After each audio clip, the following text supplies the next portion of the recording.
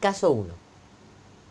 Cuando Manuel abandonó a Marta para irse a vivir con una muchacha 20 años menor, Marta desesperaba queriendo entender cómo su marido había podido hacerle eso. Y no importaba de cuántas maneras él intentase explicarle que ya no la amaba y que no había podido evitar lo que sentía, pues Marta no entendía ninguna y seguía con su queja. No entiendo, no entiendo. Objetivamente Marta entendía perfectamente. Lo que no podía era aceptar esa realidad, porque le dolía, la decepcionaba y la enfurecía. De por qué Manuel, como tantos otros, se enamoró de una jovencita podría decirse mucho, pero en el fondo de todo subyace un hecho concreto, y es que ya no amaba a Marta, y sobre todo que para bien o mal tomó su decisión. A Marta, por lo tanto, no le quedaba otra opción que aceptar el hecho para poder seguir con su vida y hacer de ella algo valioso. En caso contrario, se condenaba a sí misma a un sufrimiento que nada cambiaba y que, para peor, no tenía solución. Caso 2. Ignacio dice amar con locura a Luisa, pero los años pasan. Nunca consigue trabajo, ni deja de mentirle, ni se hace responsable de nada. Cuando Luisa lo conmina a cambiar amenazando dejarlo, él se deprime. Finalmente Luisa no soporta más y lo deja. Sin embargo, Luisa no logra superar la situación, pues no puede entender cómo él no hace nada para recuperarla. En este caso, Ignacio no ha hecho nunca ni hace nada, literalmente. ¿Por qué habría de cambiar? Esta debilidad, inmadurez o como queramos llamarla de Ignacio, es un problema de él. Pero el problema de Luisa es de Luisa, y solo Luisa puede hacer algo al respecto. ¿Qué? Aceptar que así es Ignacio, y que por los motivos que fuese, esas son sus elecciones. A ella le toca optar entre quererlo tal como es o emprender una nueva vida sin él. No necesita entender las causas de la forma de ser de su pareja. Necesita entender sus propias necesidades y deseos. Estas son dos historias entre millares, pero bastan para dar una idea clara de la diferencia que existe entre entender y aceptar, y comprobar que una cosa no implica necesariamente la otra. Segunda ecuación errada: resignar o aceptar. Resignar y aceptar no son sinónimos, como suele pensarse. A tal punto difieren que los sentimientos propios de cada una de estas opciones discrepan diametralmente.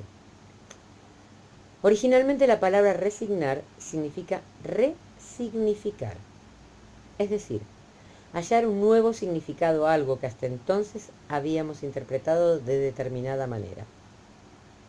Sin embargo, llevamos tanto tiempo considerando esta palabra como significadora de renuncia que por mucho que la reinterpretemos intelectualmente, seguirá provocándonos malestar interior.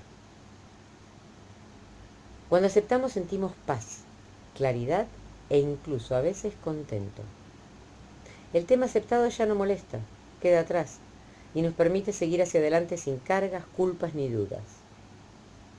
Cuando resignamos, sentimos frustración en mayor o menor medida, fastidio, inquietud e incluso muchas veces nos deprimimos. Y esto es porque resignar es entendido como someterse a la situación desde un espacio interior de impotencia, mientras que aceptar es apropiarse de la situación desde un espacio interior de potencia. La gran diferencia entonces entre estos dos términos radica en el sentimiento de potencia o impotencia que generan en nuestro interior. Cuando nos sentimos impotentes nos sometemos, resignamos, a las circunstancias creyendo que nada podemos hacer más que soportarlas pacientemente. Esta creencia nos debilita, nos lastima y nos empequeñece hasta el punto de no permitirnos descubrir alternativas más gozosas o siquiera provechosas. Cuando nos sentimos, por el contrario, potentes, enfrentamos las circunstancias, aceptamos, evitando amargarnos y ocupándonos de aquello que no podemos modificar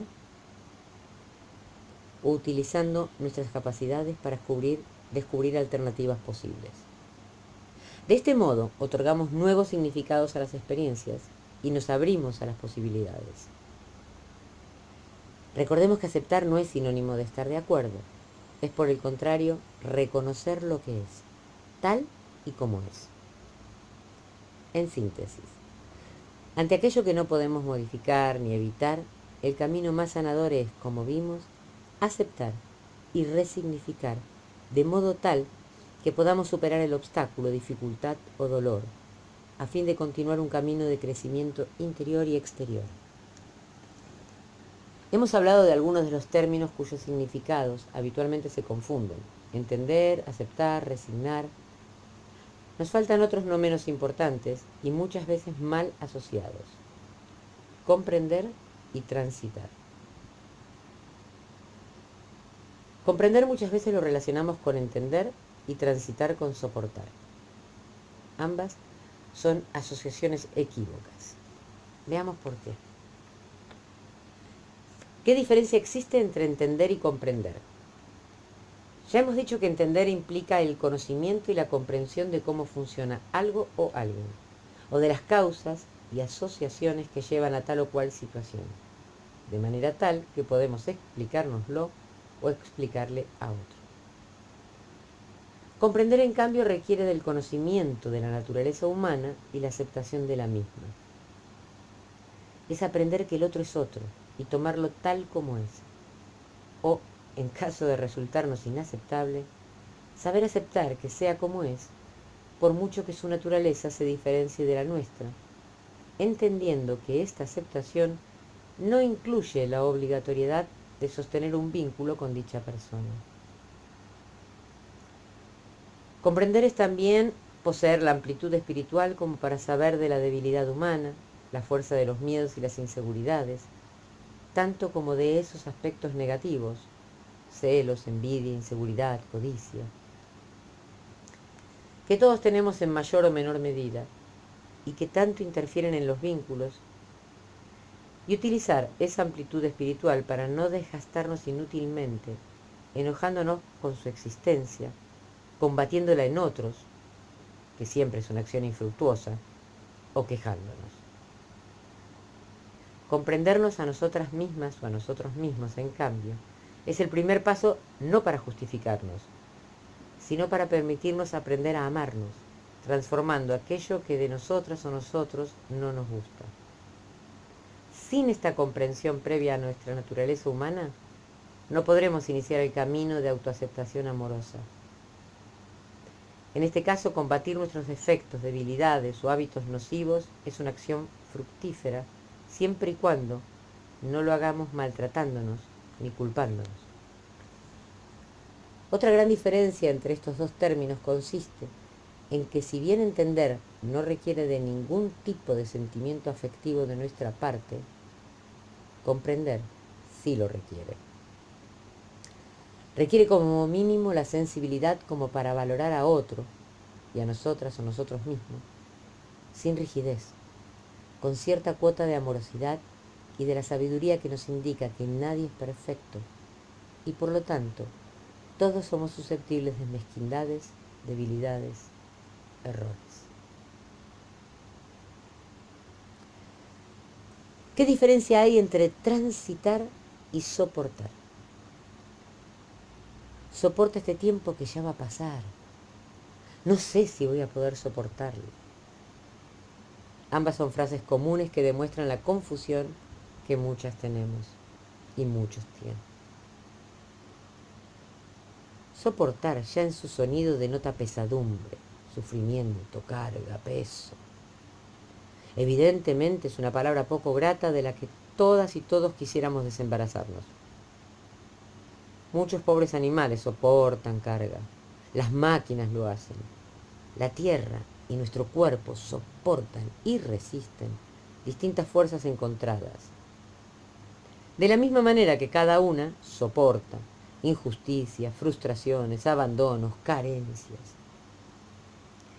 En todos los casos se trata de situaciones desagradables. Nadie diría, soporté el premio o soporté la felicidad. lo que ya demuestra que es un término relacionado con lo que no nos agrada. Transitar, por el contrario, habla de proceso, de recorrido, de camino y también de realizar una acción. Soportar un duelo es padecerlo, aguantarlo, pero no procesarlo ni recorrerlo. Transitar el duelo, en cambio, es avanzar por él paso a paso, experimentándolo y por lo tanto resolviéndolo. Todo en la vida es proceso. La semilla tiene su tiempo y su proceso particular para florecer. Nosotros tenemos nuestro tiempo y nuestro proceso particular para crecer. Los astros tienen sus tiempos y sus procesos particulares para desplazarse. Un proceso implica tiempo y recorrido que han de ser experimentados para llegar a su resolución o meta. Cuando transitamos el duelo, vamos resolviendo internamente y externamente el dolor, hasta llegar a la meta, que es el renacernos sin dolor. Limitarnos a soportarlo es como quedarse en la puerta sin entrar nunca, perpetuando de ese modo el dolor y frenando nuestro crecimiento y movimiento. La importancia de comprender todos estos términos radica en que ellos están imbuidos y son simultáneamente inductores de creencias que determinan nuestra manera de enfrentar las situaciones y condicionan tanto nuestra vida cotidiana como nuestras relaciones. Las creencias que cada una o una posee no son ideas aisladas entre sí. Por el contrario, construyen redes vinculares, pues tendemos a crear con ellas nuestra filosofía de vida y al mismo tiempo son nuestras guías o parámetros en cuanto a la selección de personas y situaciones que experimentamos, siendo determinantes de la realidad que vivimos